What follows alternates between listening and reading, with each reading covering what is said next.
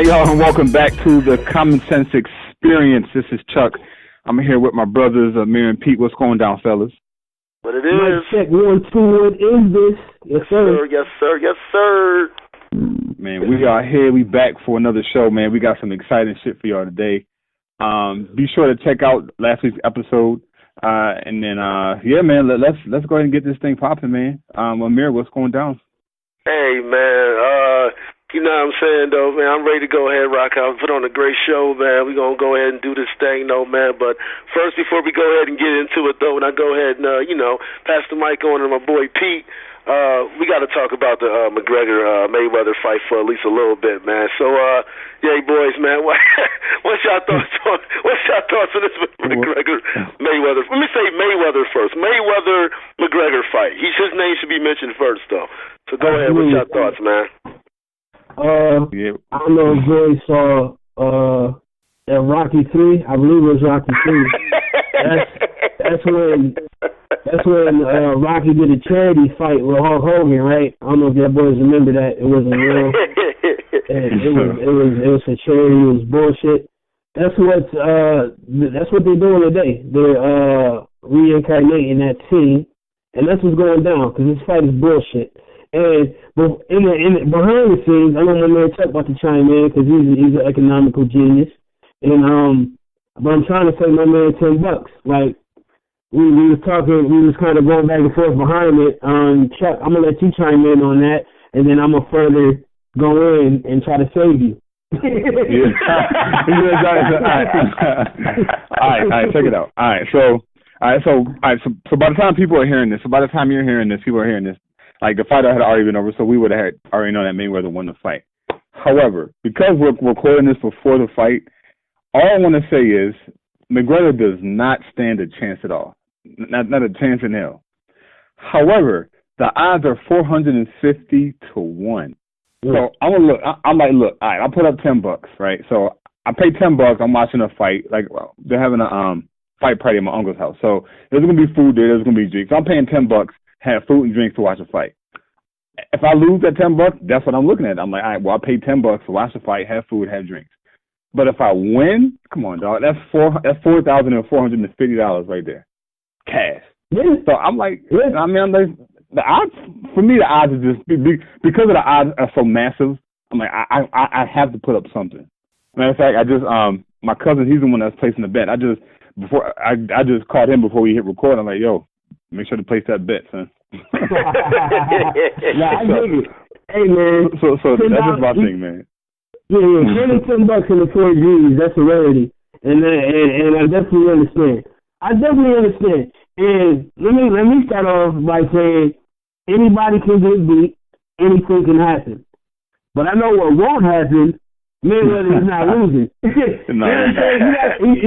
gotta understand the eye. Like, first of all, Mayweather been fighting all his life. He's been a box. He was born to box. This is what he does. Other fighters, he's 49-0. Other fighters have tried. Other fighters have failed. The difference between Conor McGregor and the other fighters is the other fighters also were born to box. They also have been fighting and training since before they were teenagers. I'm talking about 5, 8 years old. Your pops got you in the ring to be a professional fighter. This man has been training for this boxing match for 6 months. So that means he's only been training as a boxer for 6 months. So you mean to tell me this man who's been training for 6 months only, that means he has to switch his style, he has to switch rules, he has to learn rules, he has to learn movements, he has to learn how to box. All of this in 6 months, and he's going to beat Floyd Mayweather? Nah, bro. It's not happening. And Floyd, he could take a dive just to make it interesting, to have a rematch. A rematch will cost more money. But he's more concerned about that zero next to his name. He wanted to beat out Rocky Marciano, who I believe he's tied with Rocky Marciano right now at 49-0. And if he was to beat Conor, he would be 50-0 and pretty much be the best boxer alive or dead because he has no losses on his record. So I'm here. I'm saying that to say that put your $10 on some chips and dip and leave that shit alone. God damn it, it's tempting. It's definitely tempting, and I'm not mad at you for trying, bro. I've watched the Seattle Seahawks throw a pass when they should have ran the ball, and I've watched LeBron James lose the NBA Finals so Dirk Nowitzki could be the MVP of the Finals. Yeah. So anything that incorporates white privilege always has a 10% chance of being going that way. So if he goes to the scores card, would I be shocked? I mean, Trump's in office. Right. So, but here's my thing. All right, check it out. So I'm gonna go back to a real classic joint: Mike Tyson and Buster Douglas. Right. That was a no-brainer, right? Everybody thought Tyson was going to go in there. And this was Tyson in his prime. This wasn't old Tyson. This was Tyson, right, when he was in his prime, knocking motherfuckers out. So they go in. Nobody expected Buster Douglas to even win that fight. Like, his mother had just died. Some other shit. Like, he was going through a whole lot of shit during that fight. But when he knocked Tyson, not only did he beat Tyson, he knocked this motherfucker out. So, I don't know, man. Tyson was fucking mad bitches. He wasn't even training. And his diet for that fight was champagne. And number two, Buster Douglas is a boxer, my dude. He's not coming from MMA to beat Mike Tyson. He was also a boxer, so he's also he was a boxer just like Mike Tyson was a boxer. It just so happened Mike Tyson was the greatest at that era at the time, but yet and still he was still a boxer. You know what I'm saying? So I'm just coming off the lines of the common sense. But like Amir says, Trump is in all this goddamn anything can happen. J.J. Barrera was able to stop LeBron James in the 2011 in the 2011 NBA Finals. I don't know how, but he did. So yeah, man. Hey, give me $10 up.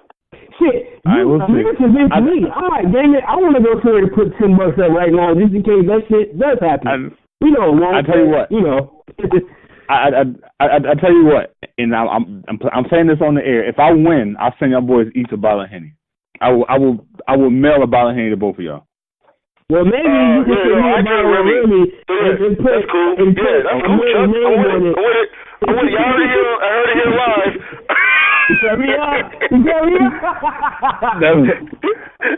I get y'all boys. Or I already got the mail address, so I will just need your address. I will mail you a bottle of Henny. Or whatever you want, like whatever you want.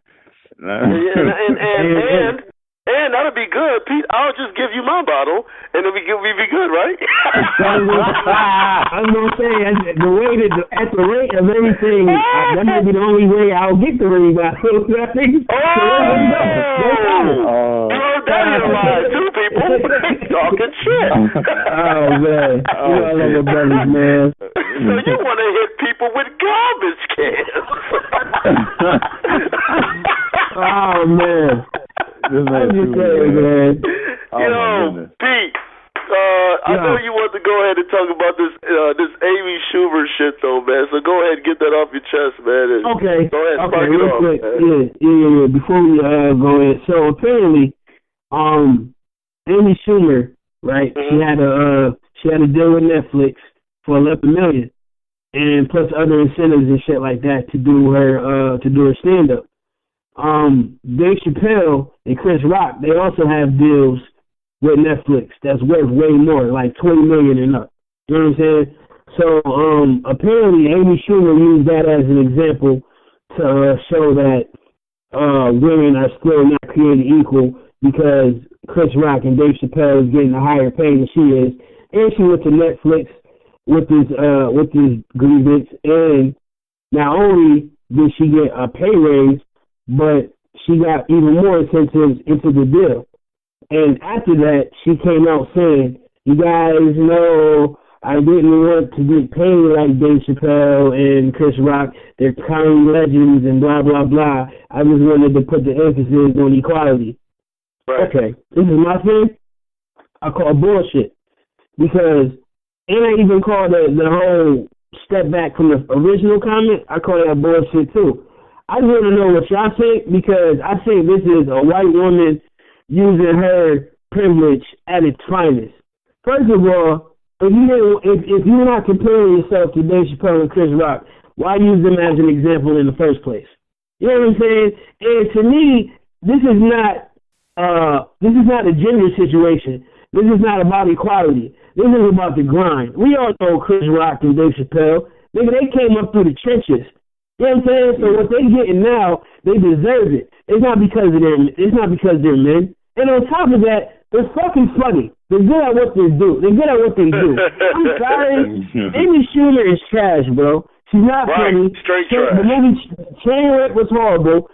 She even got bad reviews on the shit that she got $11 million for from Netflix. That shit was terrible. So my thing is, it's like I'm starting to see how it's easily for people of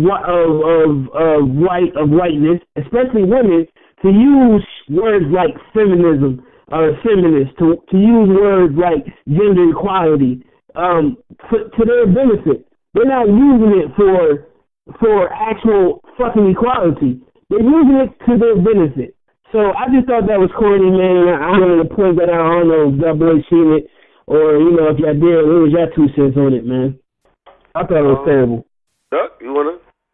No, you can hop in because I didn't see it, so I'm gonna try and piggyback off. My whole thing is on the whole Amy Schumer thing. Obviously, you know, and she tried. She even in her apology, she still tried to go with the whole, you know, feminist angle or whatever. Though, you know, what I'm saying, though, right. Like you say, we call bullshit. You know, as soon as we see it, though, it's just like you said, man. It has nothing to do with race. It has nothing to do with gender. There's plenty of funny white people. The one dude that's on, I enjoy seeing the one dude that's on Power, the priest. Yeah, that's on Power. His name is what's his name? Jimmy.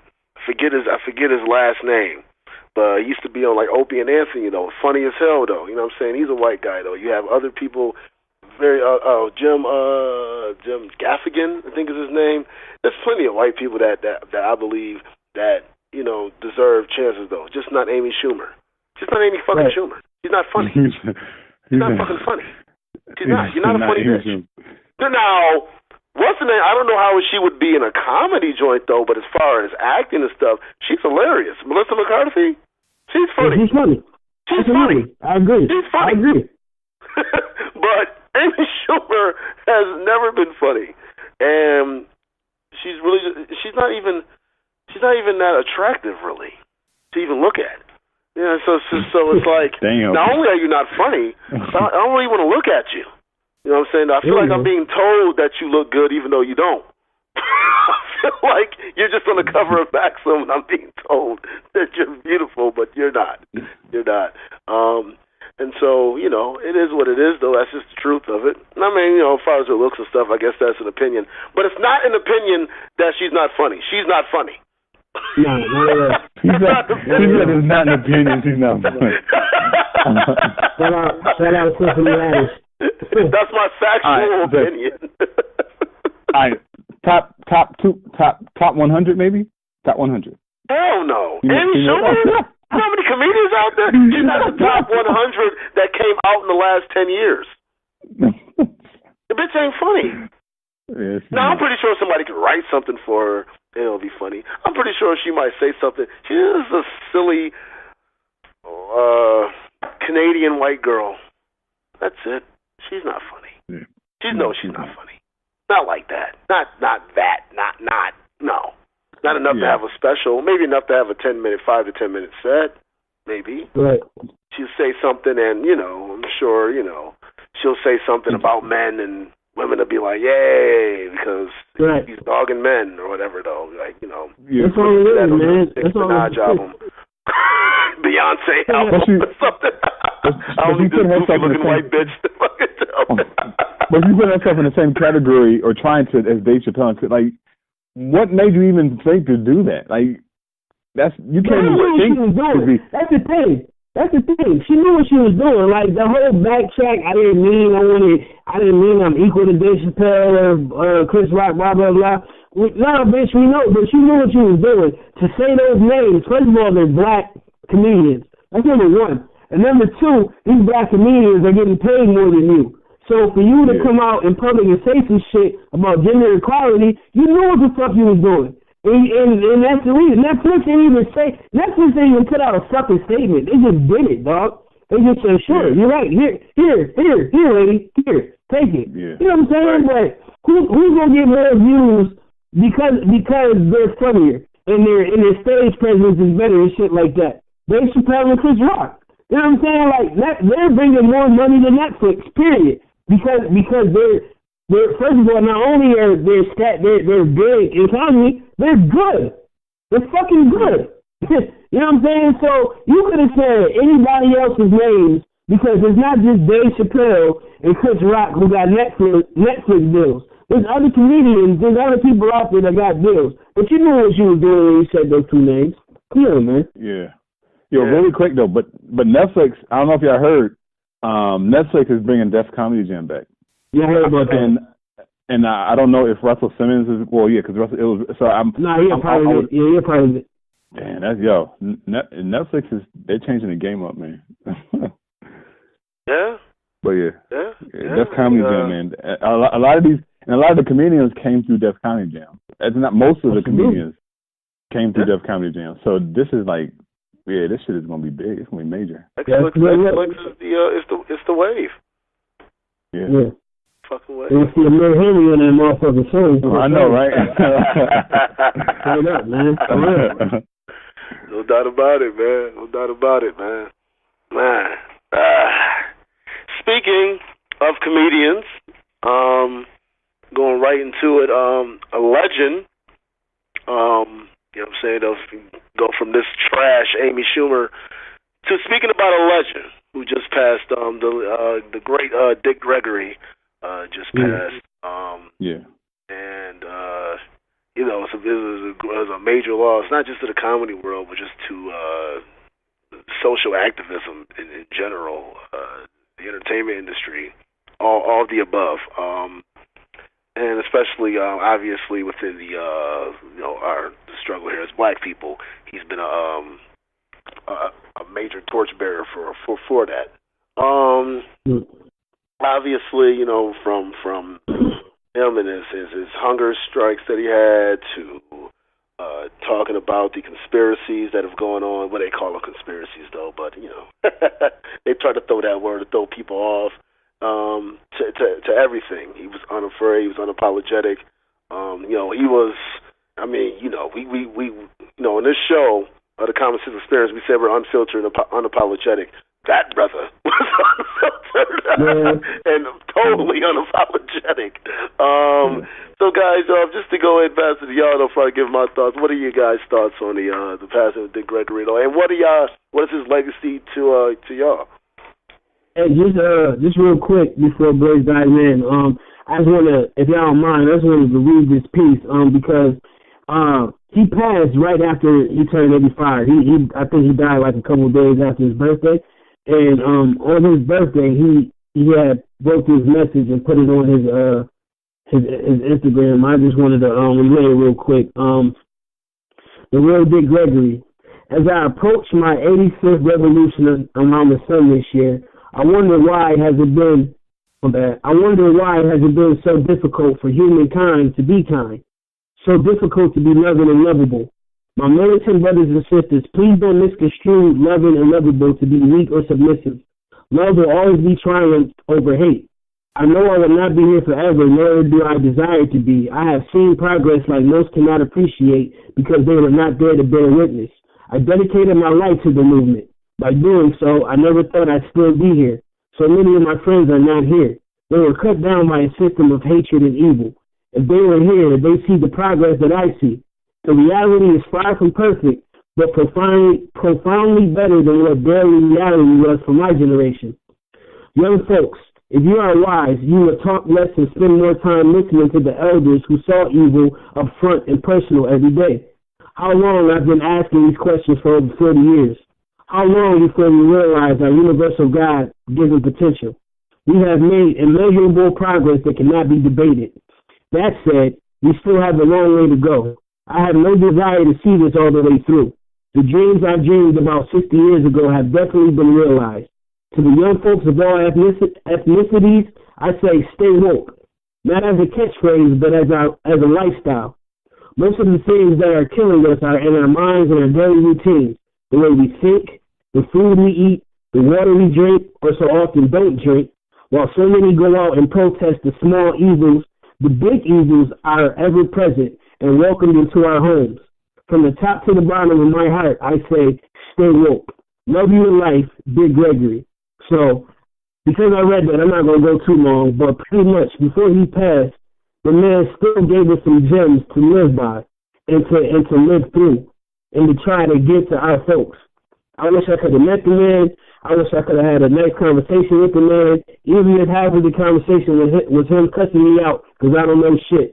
I'm going to still shut up and listen because I don't know shit. Rest in peace to Big Gregory and folks like myself, my brothers Amir and Chuck, the podcast, the network. It's because of people like him that we even have a platform like this to continue on and to strive for greatness. So that man means more than words to me, man. And I never even met the dude, but he left such a powerful presence and gave us something to lean on and to go forward and to keep striving for it. So rest in peace, Dick, and we got you, huh? We're going to keep it pushing. No doubt. That was beautifully read, man, and deep thoughts, man, and yeah, my sentiments exactly. Chuck, man, is it anything you want to go ahead and add to that? What's interesting is when we were doing a recording, like he passed on the same day we were talking about him on the recording. Yeah, right. Like I didn't even know until you had put it in a message that Dick Gregory passed away. I actually got chill bumps when you said that. Like, yo, we was just talking about the dude on the same day on the podcast that he passed away. So, and I put in the chat, is that coincidence? Probably not. Like I'm saying, like that's he's now an ancestor, and I don't know if he passed while we were, at the same time we were talking to him, or whatever. But there had to have been some type of reason why we were talking about him on the same day he passed away. And Pete, you said it right, man. He just passed the torch onto what we're doing. And I was sort of frustrated a little bit because the only time these major networks, CNN, NBC, these major networks mentioned Dick Gregory is when he passed away. Right. But how come he wasn't on there being interviewed about his ideologies, his views about racism? And he barely did that. Yeah, right. And then even now, when they're talking about him, they're highlighting more so his comedic background, not his more revolutionary his more revolutionary ideologies. Like, a lot of this stuff is famous comedian Dick Gregory found humor in the civil rights movement, but they didn't go into some of his other philosophies as far as what's going on in the world today. So that's what frustrated me more. Is that it's one, the fact that a legendary person such as Dick Gregory has to pass away in order for him to be mentioned. But secondly, you're only highlighting a part of what he represented. It was much bigger than his comedic side. So that was just my whole thing, man. It's sad that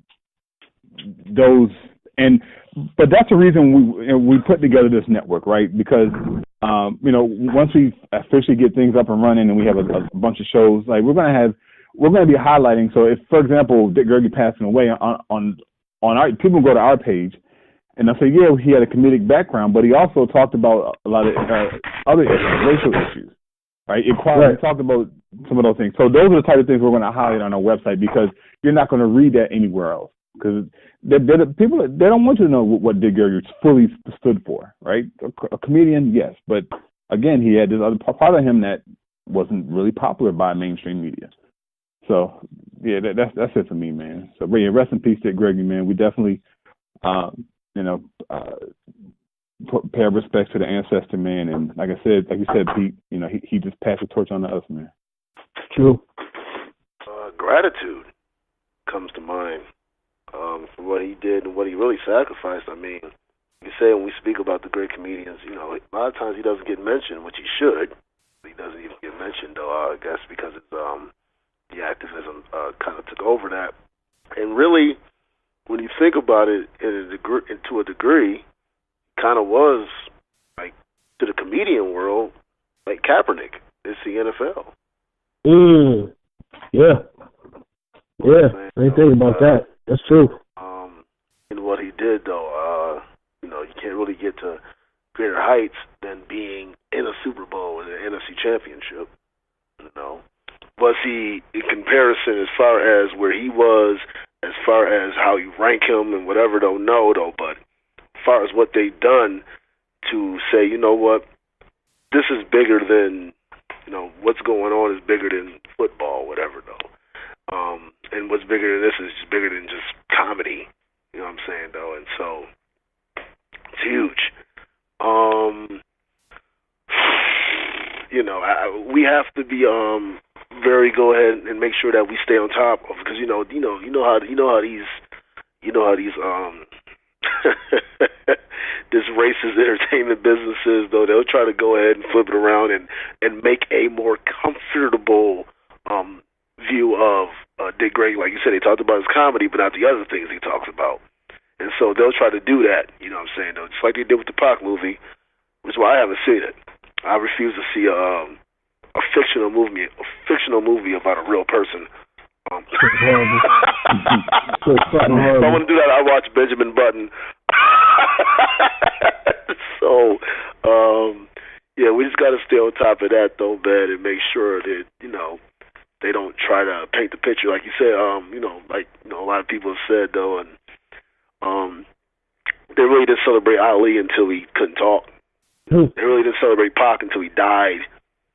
And so we got to make sure that we go ahead and make sure that the narrative doesn't get changed on who these people really were and what they really stood for, and so they can have, they like to use, our people, just like, Michael Jackson and all that. They'll talk about all the other stuff and the allegations and Thriller and all the other stuff, and they won't talk about the fact that he came at the industry and he came at Sony and all that. I bet you they won't really mention that too much, though. So we got to make sure that we stay vigilant on making sure that the legacy is intact for who these people were and what they stood for, though. So Dick Gregory, man, a soldier would be limiting his impact. He was a general. Yeah. He was a general, man. So like you said, man, rest in peace to Dick Gregory, man. Hopefully, we can at the best do at 50% of the work that he did, and we doing great work. So, yeah. Anything you want to add to that before I get into the second question, guys? I just want to once again, rest in the sky, Dick Gregory. We got you, but it's just you always take it to an extra level, which causes me to say something extra, because you're right. They didn't celebrate Muhammad Ali until he couldn't talk no more. They didn't celebrate Pac until he died. Like they leave you so minuscule. Like, dude, even Martin Luther King. Right. They put this dude to one speech. That's it. And that's not even. They just let this motherfucker at it. I'm sorry. They just let Dr. King at a speech, man. Like he did the I Have a Dream. We all should follow the dream. That ain't it. I'm pretty sure there was people that was around that was like, hey, motherfucker, Martin, I'm talking to you. Right. But no, man, I just had to just add on the knowledge you was kicking real quick, man. It's just like, yeah, man, we're not gonna let them just leave his legacy minuscule, man. I refuse, and I know that boys too. So we got it. The second question, okay. If I haven't seen it, check it out. Styles P and his wife were recently on Breakfast Club. Yeah. In an interview, and they spoke on varying topics though. But one specific topic they talked about was mental health, in which obviously Styles P. I hate to use the word even stepdaughter, because he was her father, even though it wasn't biological. That was her father, and the mother. Their daughter committed suicide. Was it a few years ago now? Yeah. This is about I want to say 2-3 years ago. Yeah. So they were on there, and obviously, honestly, I've seen Styles P talk about it before, but I've never seen the emotion hit him. I mean, you know, a guy like Styles P, who, right. like, even Joe Budden alluded to, is probably one of the hardest MCs ever. You know, when, you know, and you know, say what you want about Joe though, but you know, nobody, even after Joe Budden got smacked by Raekwon, nobody still denies that Joe Budden is an ill MC. So when he says something, it still has a stamp on it. As far as MCs though, so when he says that, it's gold. At least in my opinion, I'm pretty sure in you guys' opinion as well. Yeah, but when it comes to that, but yeah, it was obviously a very gut-wrenching thing to talk about though, but it's real as far as mental health though, and you know we've touched on the topic a little bit before though, as far as mental disease in the Black community though, but I felt like, you know, in lieu of that and just, you know, other things that are kind of going on, and we see all this madness that's going on though, and especially being at this in this day and age, art has life is imitating art. You know what I'm saying? We asked that question though, but now we see it even more, that people just, as soon as they see something, they act on that instead of art taking back time to, you know what I'm saying, to go ahead and see what's going on in life. Life is actually waiting for this person to do something and then just follow it and mock it. And then, you know, you got sick people doing stuff, you're going to see a lot of retarded shit. Like, you know, Cardi B, sticking her tongue out and going, and going after women, rocking her. Like, that's cute. And so, fellas, you know, just, where do y'all, just before I get to the second part of the question, where do you think you guys need to start in addressing this, obviously, this issue of mental disease in the especially in the Black community? You said when? I'm sorry? No, I said, so where do you think we guys need to start in addressing mental disease in the Black community, especially? Where do you guys think we need to start as far as doing it? What are the signs? Like, you know what I mean, y'all opinion, and if y'all have any personal issues as far as dealing with mental disease, or whether it's yourselves or family members or whatever. Well, it's kind of hard to well, not say hard. I think we have to know what to look for, or we have to know the signs that our kids, or even not even adults, like, are dealing with mental issues, because it's hidden. To give you a perfect example, when I first moved in with my girlfriend, this was back in 2013. This was probably about 2 or 3 weeks in.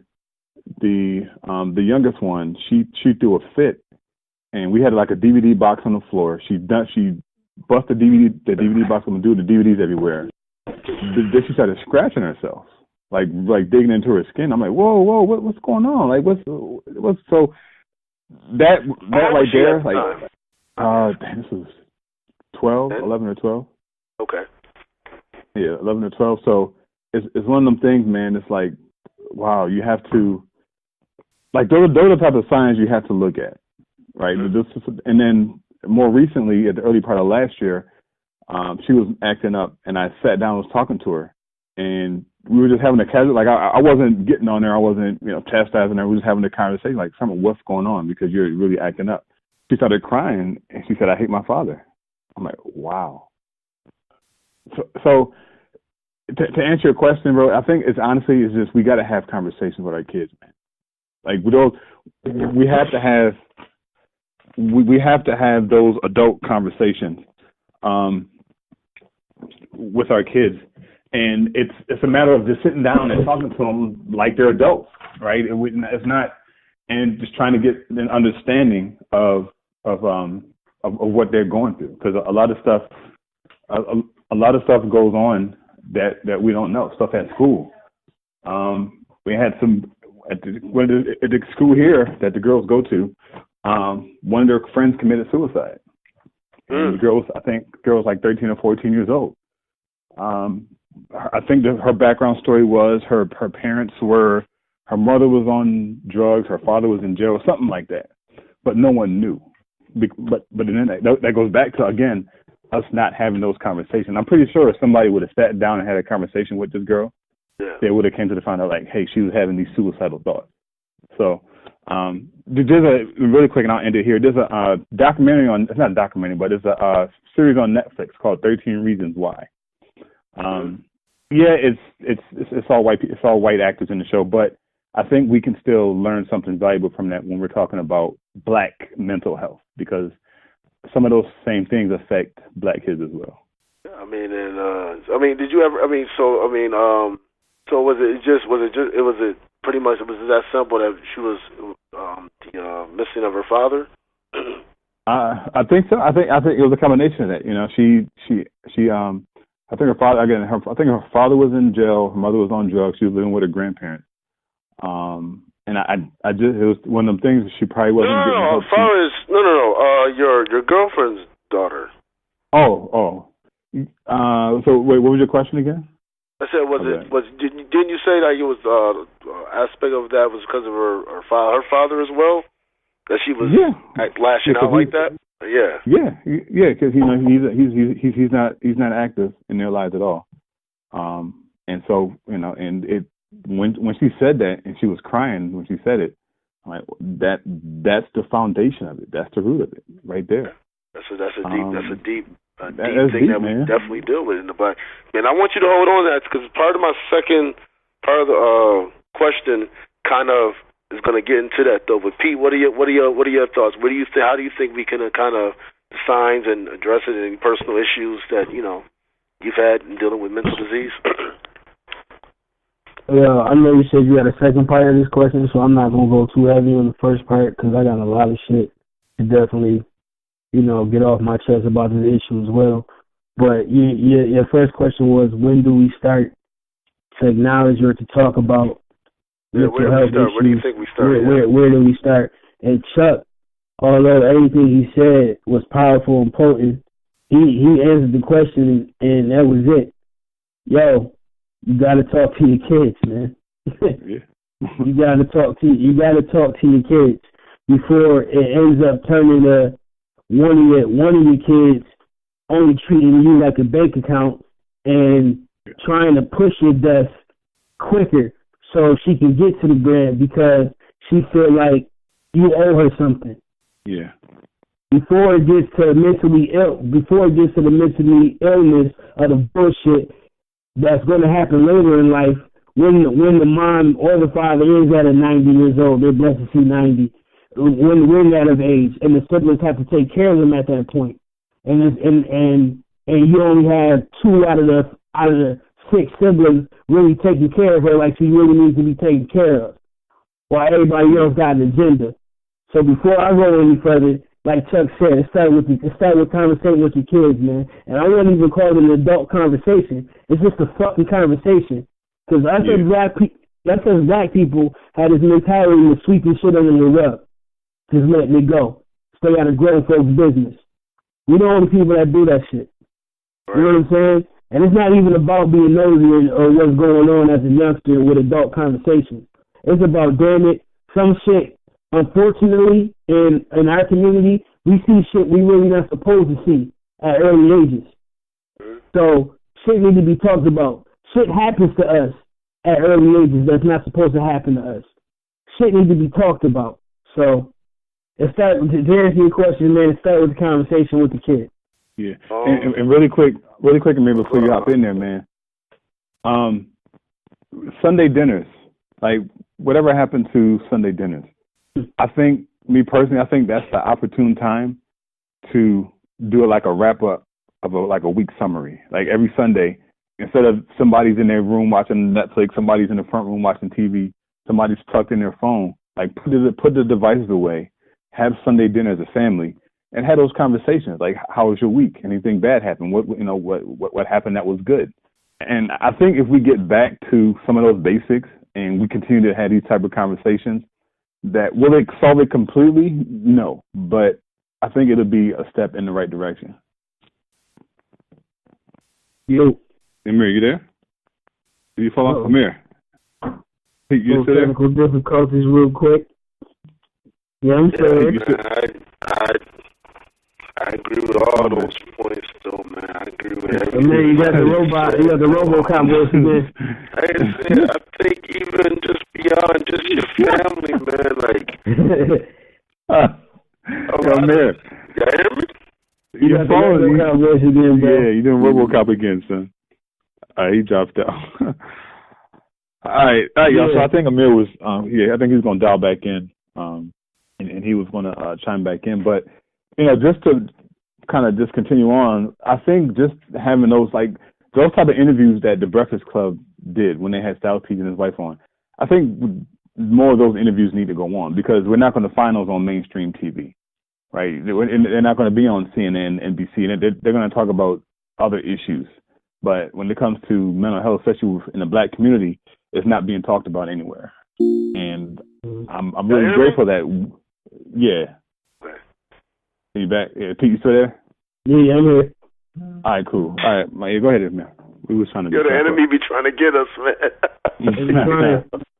He's trying. Yo, man, I was just saying, man, I agree with everything that Josh said, man, and I think it just starts with a simple, like, you know what I mean? You just walk person to person, you just be like, yo, man, you good, man? You all right? It's just that simple. It could be that simple, man, and I think, you know what I mean, a lot of times, you know what I'm saying, though, we've had somebody just be like, hey, what's going on, whatever, though. But sometimes just be like, like you can see sometimes somebody just be like, you know what, you all right, man? You good? You sure? And it's just that simple. Like Joe, like even with Joe Budden alluded to that. He was just like, yo, people ask me that. He said, yo, you know what I'm saying, that feels good. You know what I mean? When someone just be like, yo, man, you good? All right? You know what I mean? And that can go a long way, though, man. And so, yeah. I think it starts with that. It starts with that, man. I think we need to get to that, though. All right, and I could tell Pete, you was like you didn't want to go too much because of the second part of the question, though. So go right to it. All right, man. You talked about Chuck. You alluded to obviously with your girlfriend, her youngest daughter, and her father not being around, and obviously I can relate. My father left when I was four years old, and you know what I'm saying, I'm pretty sure, Chuck, you know what I'm saying, as far as with you and your biological father, him not being around or whatever, though, kind of coming into your life later on, though, Pete, so I'm pretty sure there's people that's been in your life, though, that, have shitted on you as well, and not your parents, great parents, but you know what I'm saying, but, all right, what are your thoughts on the power of forgiveness, and what are y'all and is it incumbent on you to forgive someone even when they haven't done anything to be forgiven for in your life? Meaning they haven't asked for it, they haven't shown anything. Is that more? I think a lot of times we tend we even when we do wrong, we apologize. But most people, I think, apologize with the intention of I want you to say, what I'm saying, I accept it. You know what I'm saying? So what are you guys' thoughts on forgiveness and how should it be received and how should it be given out? I mean, that's a go ahead, Chuck. No, yeah. No, you can go ahead, Pimp. Nah, I mean, you can't really ask that question broadly, man. We're all humans and everybody different. But me personally, it just depends on the situation, man. Regardless of before you even get to the whole I forgive you shit or even hoping they asking for an apology, you gotta understand what happened first. That shit got to be talked about. You know what I mean? Even if you're not talking to said person that did whatever they did that you feel you deserve an apology for, that shit need to be addressed, man. It need to be talked about. Whether it's just kicking it with your boys or talking to your moms or, we don't talk about shit, man. We just let it stew in the pot. You know what I mean? Pride is a bitch, too. And it's a sin. You know what I mean? It's a killer, dog. It's not only that, and it's it's also perception. Yeah, pride does kill. And it's also perception. We as black men, especially in the black community, black women too. You know what I mean? But the reason why I said black men is because how they look at us, how they betray us, we rapists, we lazy, we bums, we don't treat women fair. Well, some of us don't, you know what I mean? But it's how they lump us all together. It's the thought of how all this bad shit is thought about us, how we're betrayed through media, blah, blah, blah. And because of that, you can't be emotional. You gotta stay in your tough shit. You know what I'm saying? This world is fucked up, and it's not for us, period. Especially America. I won't even say the world is fucked up. I'll say America is fucked up. It ain't for us. You know what I mean? And so, the concept, and I know I'm going deep into the question, man, but there's just so many layers to where the fuck you gotta go through before you even get to forgiveness, or even before you get to that conversation. Because you're not gonna forget. You can forgive all you want, but you're still not gonna forget. So when is truly feeling that shit gonna matter anyway? Because you still gonna feel away, especially if you don't talk about it, man. Black men are not supposed to be emotional. We're not supposed to cry. We're not supposed to have these feelings. We wake up angry every fucking day, dog. Every day, just off the world alone, and that's not including what the shit we going through personally. On top of how we got to deal with this worldly shit, you know what I'm saying? How to stay alive through this worldly shit. You're not even going. That's a whole nother stress. Not including the stress that you got to go through personally with your family. You know how you gonna eat. You know what I'm saying? How you gonna work? You know, you tired of whatever the fuck you going through. On top of, and then here comes the other family shit. You see the shit your parents going through. How your mom and pop is dealing with shit because they take care of their parents and siblings ain't acting right, or you know the kids of your mom's sisters and brothers who's passed away, and your mom is the only sibling left. How they rummaging through pockets because how the fuck you mean? Like it's a whole bunch of shit, and I'm slipping in my personal shit with what I'm trying to say, but. Pretty much to answer your question, big bro, and I apologize for even going this long, is the fact that before we even get to the conversation of having this forgiveness, we got to talk about what the fuck we going through first, man. Or we got to talk about the situation that you put me through, or I put you through, or however it may be, so we can grow. And the anger and the vulgarity, all that other big word name shit that's evil, it won't grow. It won't build. It won't turn into some evil shit where niggas is acting grimy in the family tree that ain't supposed to act that way towards each other. So before we even get to the forgiveness conversation, we got to have this other conversation first. And that's it, man. I can go all day. My bad. No, man. That was that's real. That's real. He spoke from the heart, man, and that's real shit, man. Chuck, man, what's your thoughts on the power of forgiveness, and what are your ideas on forgiveness? So I'm first to talk on what Pete mentioned because I agree. The Europeans have really screwed this place up, man. They've created this image of what masculinity looks like, and as Peter mentioned, that includes not showing emotion. So if you show emotions, then you're not masculine,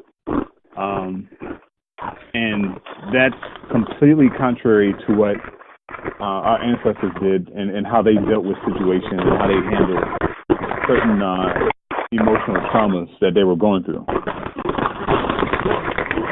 For example, if from a European perspective or point of view, if we're all together and we're having this conversation, and say for example I start talking about my father and him leaving, and then my brother's stepfather passing away, and me finding him dead and all that stuff, and I start crying, from a European perspective, Chuck, you need to man the hell up, man. That happened 25, 27, 20 years ago. Man the hell up. Right. But from a holistic perspective, it's like, all right, bro, we here for you, man. Let that shit out. Go ahead, bro. We here for you. Let that shit out. That's how it's supposed to be. But because we've been Europeanized, that we look at that as being soft, as being less of a man because you're crying in front of your brother.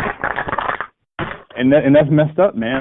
I think a lot of our black men fall into that category, and they bottle in these emotions, which is why they go out and commit these crimes, because they have no other outlet to express those emotions, right? They just bottle that shit up. And based off of African science, emotions are actually stored in certain organs. So, like, for example, anger may be stored in the heart. So once enough of this, I guess, anger energy builds up, it gets stored in the heart, and then people start having all these types of issues, heart issues and whatnot. That's real. So, you know what I mean? So I think at the end of the day, Pete, man, you hit it right on the head, man. We have to have these conversations and leave the judgment at the front door, right? We can't judge our brothers for having certain emotional issues, or if they're feeling some type of way about something that we're afraid to even bring it up in a conversation because of what another brother might think about it. But no, we have to have those conversations. That's like a foundational principle. And you said it right, Pete. And that happened even before we get to forgiveness, right? So, say for example, I decided to forgive my father for leaving. I would want to have that conversation. Look, I understand this happened 28 years ago, whatever, but you know, why did you do that? You know, what was going through your mind at that time? Why did you leave? You know, whatnot. So, as far as forgiveness is concerned, I have no problem with forgiveness. You can always forgive and I never forget. But right. You know, I mean, if forgiveness is more so for yourself than it is for the other person, because a lot of people walk around so angry at somebody else for so long, while they're slowly but surely eating themselves away emotionally because they're so angry at this person. But once you do that forgiveness piece, you're good. It's not my fucking job to get you into heaven. I think a lot of people, man, they shit on you and then they want to come around and expect you to just let bygones be bygones. Like you said, forgive and forget is two different things. I can get to a point of forgiveness, though. But what have you done? There's levels. You know, because I know there's going to be people out here that's going to listen to this and probably think, well, why don't you forgive us, you know, for slavery and for all this other stuff and racism and stuff. Though it's like, nah, I can't. Nah. I'm not going to help you out. Now, if you want to go ahead and really show me what it is, though, then that's different. You're showing me something, but I'm not going to just. I'm not, you know, like the lady who got Emmett Till killed. You know, she's probably 80-something years old and wants to finally come out and say, you know, well, actually he didn't. Like, bitch, stop. You an old bitch trying to get into heaven. All this time, really? Right. Didn't quite make it on the donor list. Realize death is coming a little sooner than you thought. Fuck out of here, though. So I mean, but as far as forgiveness, yeah, I think it is a powerful thing. Obviously, to not let it Maya Angelou said, man, to be angry is good. Use that anger, talk it, you know, march it, write it, speak it. She said, never stop talking, but never be bitter.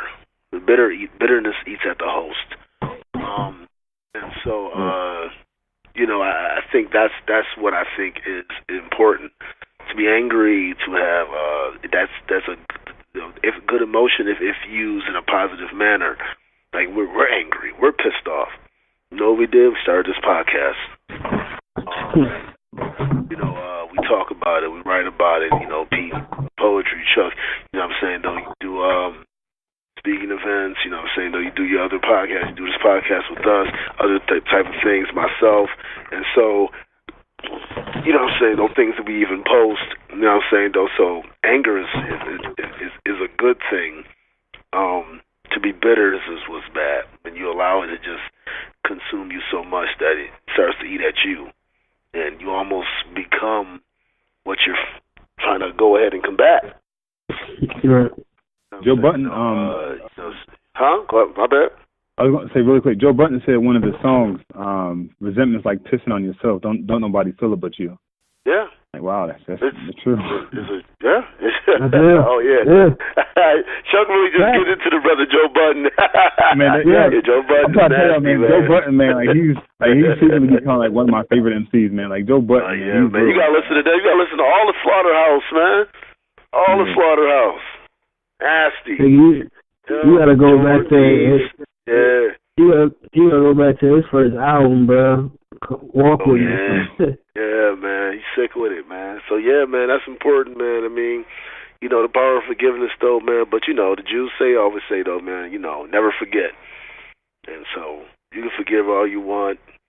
You can kumbaya all you want, though, man. But, I mean, just, in dealing with that and just in life in general, though. But never forget, someone has to show you that they're really about, or what it is, though.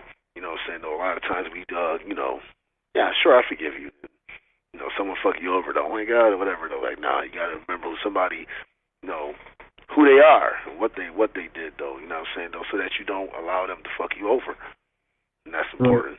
Man, is there anything you guys want to add to that before Chuck goes ahead and gets into his question? I'm good, bro. Good? All right, Chuck, man, go ahead and do your thing, man. What's on your mind, brother? And this is just again confirmation, and I'm not saying this just to be saying it, and I'm really not making this shit up. So the book that I was going to recommend, and I didn't even realize this, but guess who it's recommended by?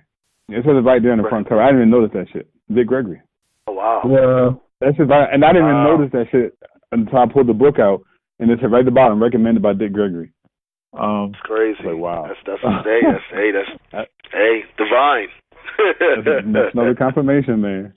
All right, so the book that I'm recommending is called African Holistic Health by Dr. Layla Africa. Okay. Yeah. If you haven't heard of Dr. Layla Africa, check him out on. He has a lot of stuff on YouTube. Layla's LLAILA, Africa AFRIKA. Dr. Layla Africa, African Holistic Health. What's interesting is him and Dr. Sebi have completely different philosophies when it comes to health. For example, like as I'm going through the book, like he's recommending foods to eat that Dr. Sebi doesn't recommend. So they have, while they do have contrasting views as far as health, they have a lot of similarities.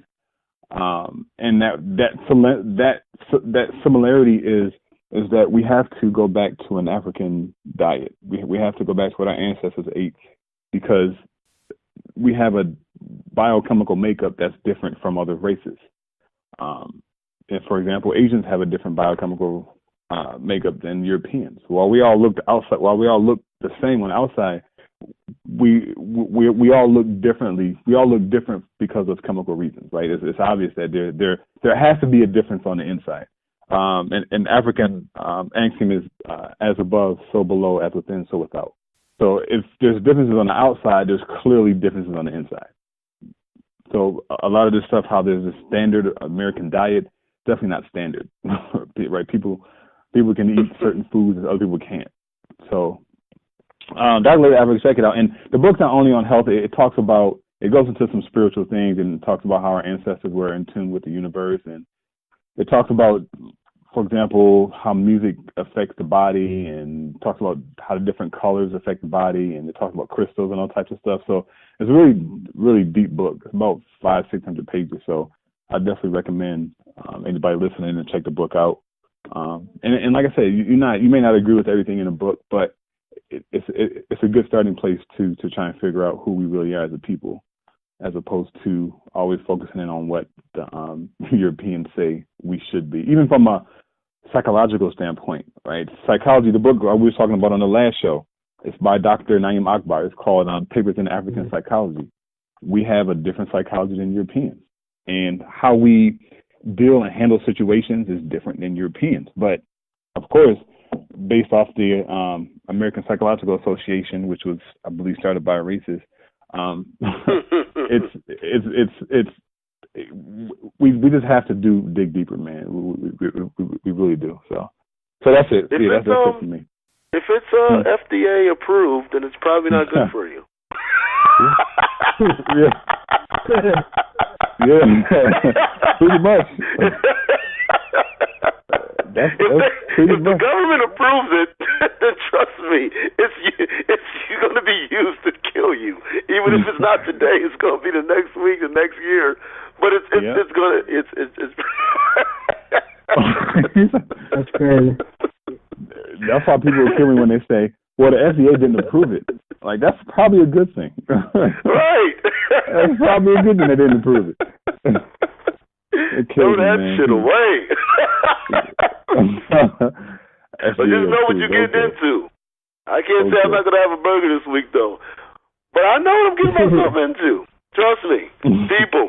Trust me. All that, this is healthy. Who approved that? FDA? All right, good luck, Chief. Good luck. Good luck with that carrot juice you got over there with all types of enzymes.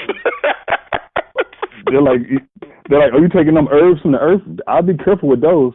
Ain't much research been done on that shit. You better be careful with that. They ain't doing much research on that. Your doctor signed off with, you're fucked. The doctor. Did your doctor recommend that? He didn't. I would stay away from it. Okay. Oh, man. It's crazy, man. Pill form of what's already natural. I'm taking carrot pills. Really? You take carrot pills. I've seen people be like, yo, man, like right now, man, God bless her soul, I love my mom, though, but she got these fucking gummy joints, man. I'm like, what the fuck? Are we eating gummies for health? That was snack. Refresh this motherfucker. That's actually, jelly is, at least from what I understand, jelly is pig fat. So people that, we eat these gummy vitamins, it's like, it's a gummy vitamin. Yeah, that's pretty much. Now, Chuck, before we go ahead and go to the sports question, quickly, what's the name of that book one more time so the audience can know? It's, actually, for me, I'll roll as well. It's African Holistic Health. African Holistic Health. And what's the name of the author? Layla Africa. Layla Africa. African Holistic Health. Layla Africa. No. Okay. And again, that doctor. Yeah, man. Y'all. Go ahead. My bad. And I was saying, Dick Gregory recommended it. So the ancestor, that he recommends the book. Hey, man, that's one man that definitely knew himself. The man knew to see 85. Yeah. So, hey, if that man said smoke a pack of cigarettes a day, take it to 85, he did that shit. I think you need to at least listen. Check it out. All right, man. Before we go ahead and, do what we do, man, Pete, man, we got to go into this whole Kyrie Irving trade, man. Let's talk about it. Hello. All right. Well, who do you think actually won the trade, Boston or Cleveland? And, am I bugging to say that, and obviously, Isaiah Thomas and his health, though, whatever, though, but a healthy Isaiah Thomas, though, and the team that's constructed right now, did Cleveland actually get better? You know what I'm saying, though? So, you know what I'm saying? What are your thoughts about go ahead, let's go ahead and do what we do, man. Hey, man. Sorry, Brian. God damn it, why did I just see this shit? They got a quote from Jim Brown saying, on Colin Kaepernick, saying, I'm going to give you the real deal. I am an American. I don't desecrate my flag and my national anthem. This is fucking Jim Brown, dude. Yo. I think Jim Brown, honestly, I think Jim Brown's like, when I watch Bill Cosby, I think he's senile, dude. I think he's senile. Just like right now, they're going to celebrate Jim Brown. Right? Yeah.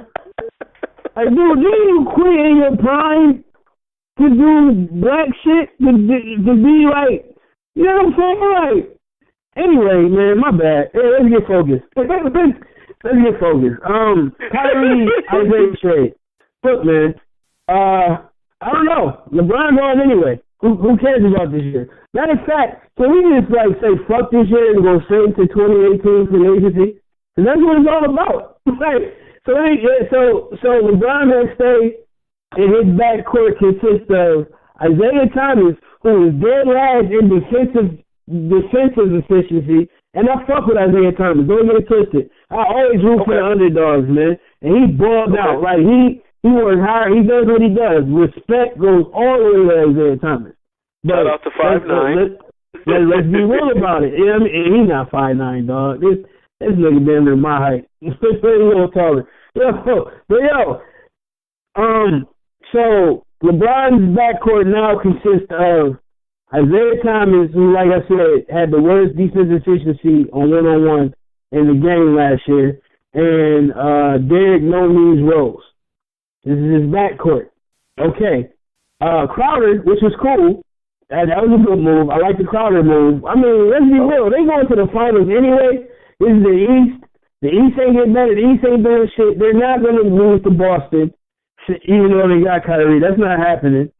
But, yeah, they're not winning the finals with this, man. That's all. LeBron with the rings. Like, man. He getting the banana boat posse together, and they out next year in New York or LA, man. I don't see how this is beneficial, or they didn't get better. Cleveland definitely didn't get better. What's your thoughts, sir?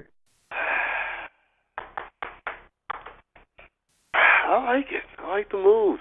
I like the Jeff Amon Green Shepard move. asking for a trade, by the way. Amon Shepard asking for a trade, by the way. As he should. Yeah. He should. He's not going to start there. He's not going to start there. So go ahead, get your start on. But see, here's the thing about it. Yeah, they've gotten better. If LeBron stayed or whatever, though, it would be a great move. I'm curious to see this first round pick they have, and with Kevin Love, what happens as far as them and him being traded or whatever, though. I could see a situation in which they trade a pick and Kevin Love to the Knicks for Porzingis. The Cleveland. And I can see Carmelo getting a buyout and going to Cleveland for a year. I can see this happening, Chief. I dig it. I can dig it. Cleveland definitely got the best of the deal. Period.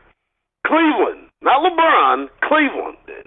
Let me be specific about that. Cleveland won this deal, but we gonna see what happens, man, with this though, man. But I like the move. As far as beating the Warriors, look, man. The thing about it is that for this year, okay, Warriors win again. All right, next year, fair enough, they win again.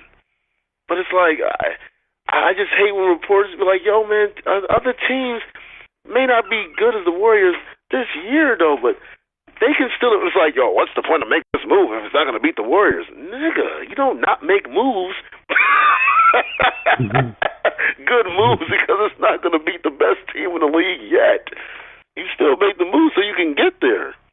And so I like the moves of Cleveland, and like even though the defense efficiency was down, I do think Cleveland is tougher, which was their identity when they won. They're a tougher team now. They're back to being tougher again. Jay Crowder's tough, is he not? Yo, man. No, they weren't, man. Fucking Darren Williams and Shannon Fry were not tough. Oh yeah, Darren Williams. Oh God, don't get me started on Darren Williams, please, dear God, Pete, don't do that to me, man. So you saying LeBron resigning and everybody comes to Cleveland next year? Is that what you saying? Even after your boy Chapman gave us the information about punk ass Darren Gilbert, who fucking real talk, LeBron's family didn't want him to come back. They didn't want him to come back. He like, nah, I gotta get it for the city, get one for the city, blah, blah, blah. They don't fucking want to be there, man. He can't say blah, blah, blah. He did win, Pete. No, he didn't win. Golden State they got Durant. That's even more incentive. That's even more incentive to leave. That's even more incentive to leave. I got that niggas one. I agree with that. Cleveland got one. I got that niggas one. You have to burn my jersey. Y'all the fuck y'all want. I don't care. I'm out, man. You know what I'm saying? Like, I got that one. Y'all can say whatever y'all want about me, but y'all can't say, man, you ain't good as one. So that's even more sense in the league. I don't see them re-signing next year, man. Right, no. Pete, I'm not. This is what I'm saying. This is not for LeBron. I said Cleveland won, but LeBron. No, it's not. No, LeBron should get the fuck. LeBron should leave this year, to be honest with you. But he's not going to do that. He really should be like, yo, man, fucking I'm out. Hell yeah, absolutely. Fuck it.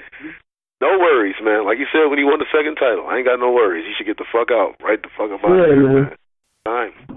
Fuck Cleveland. Fuck Cavaliers. Fuck Dan Gilbert. That racist piece of shit. Fuck them. And fuck loyalty to these owners. Fuck out of here. Right. Loyalty to these owners. Nigga, Isaiah Thomas' sister died, dog. Sister died. Fucking sister died. Came back and played the playoff game the next goddamn day. They got traded. They burned his jersey. Come on, man. Like, yo. He got traded. What the fuck? Come on, man. Fuck loyalty, man. Get your brand, get the fuck out of here, man. Let's be real. Y'all ain't want to pay a 5'9", 5'8" fucking point guy no $100 million contract. You know what I mean? Like some bullshit, bro. Some bullshit. Fucking Drew Holiday out here with $100 million, man. Come on, man. Fuck loyalty, man. Fuck loyalty, man. Fuck that to a team, to a league. And these motherfuckers, you see how they treated Charles Oakley. I see how they treat Colin Kaepernick in the NFL, Charles Oakley in the NBA, all these other stuff. Hey, man, listen, man, these ungrateful pieces of shit with fucking burning LeBron James jerseys, though. Y'all wasn't relevant before that nigga got there. All that shit. Fuck loyalty to these teams. They don't give a shit about you. When you washed up, they get rid of your ass. Ask Paul Pierce. Ask Dwayne Wade. By the way, LaShawn McCoy, we didn't know what you're about, bro. So I'm not surprised. I know you don't even want to be a Buffalo Bill right now, my nigga. So, you know what I mean? It's cool. I mean, I know you're about to, like, bless me in the fantasy, and I hope we get to the playoffs, but we didn't know what you was about, LaShawn. You didn't even have to fucking say that.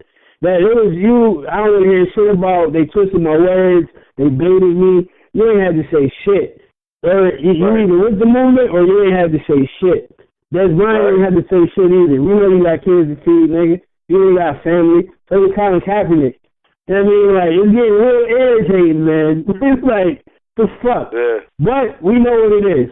So, my bad. Another sidebar, but it's all good. It's all good, though, man. You know, we got to talk a little bit about LaShawn McCoon. Wow. Goodness gracious, he man. said LaShawn McCoon. He said shit. Yeah. Dance, baby. This man said LaShawn McCoon. Wow. Oh, man. All right, y'all, man. We gonna go ahead, though, and the only reason why you said that, my bad. No, I know the only reason why you said that, right? It was somebody in the last preseason game for us that put his arm up. He stood up, but he had to put his arm up and shit in solidarity. So he probably ain't gonna make the team. I don't know his name, but you know that's the reason why that shit happened. Like, LaShawn, we get the superstar to come out and say some shit. You know what I mean? Like, come on, man. That's fucking corny. And on top of that, Colin Kaepernick stated that Buffalo was the most racist place he'd been to, or the experiences. Yep. You know what I'm saying, though. Last year, though. So you to come out to say that, though, I mean, just adds on to it, though. You fucking coon. Yeah, man. That's it. Trade that. Back to you. That piece of shit. We ain't going nowhere anyway. Let's get something for his ass. Put his ass in the auction block. Come on, nigga. Turn it down. Man. Before we go ahead, you know what I'm saying, though, and close out the show, though, you know what I'm saying, though, you know what I'm saying, recently we just added this on to the show, though, so, you know what I mean, we're going to go ahead and, Pete going to spit these bars, I'm going to spit this poetry, though, and then, you know what I'm saying, though, we're going to go ahead and close out the show. All right, y'all? So let's, Pete, you want to start off, you want me to go? All right, that's my love, brother. I'll go ahead. And before I do, let me say once again, man, Rest in peace to the architect, prodigy of my beat, Rest in peace to him. We know what it is. Yeah, man. The Yo, my words may have me murked like the author of Shook Ones. The evils hate the truth, and that's word to my 2 sons.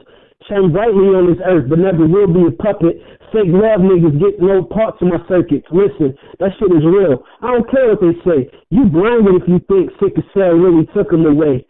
Tired of the lies and what they think is religion. Most pastors out of pigs and they flocking the pigeons. Mixing with the politicians will turn you into a pigeon. Only Buffalo knows when that name is mentioned. Pay attention to the fiction, the government penny pinching. Claiming the debt is really high while stuffing money in their bitches. Them folks the real bitches. While real people suffering, America not really is, bruh. These white people murdering. Illuminati never heard of them, is what they want you to say. Secret society of the chosen is what they want you to think. Hashtag stay woke, niggas. Yeah. Okay. Yeah. All right. Actually, I'm gonna do this one. It's called Funeral. Life is complex, caught up in this nonsense. It's confusing, lost in the music. What confuses us is often what consumes us. Foolish. What we nurture is often what abuses. But pain is temporary. Trouble don't last. Most who say they're real are real fake. Hard to see what's real when the true you is opaque. Not seeing just an act, only a glimpse. You carry the stress of yesteryear, true definition of past tense. Caught up in others' definition of what you're supposed to be. You live ignorant openly. Maybe you're cursed, even worse, overly optimistic, trying to live life to the fullest in a hearse. Society has you warped. Drinking sand to quench your thirst, living for the 15th and the 1st. But reality is coming nearer. Soon your face will face the mirror. The hate that consumes you makes you misery's pallbearer. Yes, sir. Yeah, there it is. There it is. Good shit, fellas. yo, Pete, you with it, man? Yeah, likewise, bro. Right there on the You had to go on the Rolodex, man, get you this. I do it. Hey, man. That's what it's about, man. It's time to show all the talents, man. It's time to show all the talents, brothers, and we got them. You know what I'm saying? So let's keep this train moving, man. It was a great show. Appreciate it once again, man. Doing this with y'all is a privilege, man. And this is the goal. This is the career. This ain't, the other shit is just 9 to 5. This is just a stepping stone to what we're supposed to do. This is the job. This is what we're supposed to do. So before we close out, man, y'all got some last few words to spit before we dip. God loves y'all. I barely tolerate y'all, man. And y'all know what it is, though, man. You know how we rock it out, though, man. And get ready. You know what I'm saying, though, because we got a lot of stuff, man. That's coming around the bend, man. Yeah. Okay. So obviously, I want Mayweather to win, 100%, no doubt. But I wouldn't be mad if he lost, because that'd be a big ass payday. That's all I'm saying. Charles Robinson betting on white privilege, which isn't a bad bet. In the age of Trump. I kind of wouldn't be mad if you lost even just to see what would happen. Like, this shit shouldn't count anyway, man. Like, if Mayweather win, of course they're gonna be like it's 50-0. But if he loses, they're gonna be like, well, he wasn't really a boxer, he wasn't for no belt anyway. So. Yeah, I mean, like, I want to see what the fuck they gonna do if something crazy happens and Conor throw a left and knock his ass the fuck out. I want to see McGregor throw a kick. Nah. He signed the club. He signed the clause, bro. And he's getting there. This is gonna be the biggest person in his life. He can retire. The minimum he's gonna make on this fight is $75 million, dog. And if he throw that kick, it's over. He ain't gonna do that shit. Nah, he not. I don't want to see it, though. Yeah. I want to see that kick, man. Yeah, man. No doubt, man. But, yo, beautiful show. Once again, this is the Common Sense Experience. Your boy P, your boy Amin, your boy Chuck. Catches every Friday. iTunes, iHeart, Stitcher. Am I saying that right? Stitcher, yeah, Stitcher Radio. Spreaker, yeah. Spreaker. Yeah, Spreaker, not Stitcher. Spreaker. Yeah, Spreaker. And, yeah, man, follow the movement, man. We coming. So, we catch y'all next week. Two Fingers means peace. We out. Peace.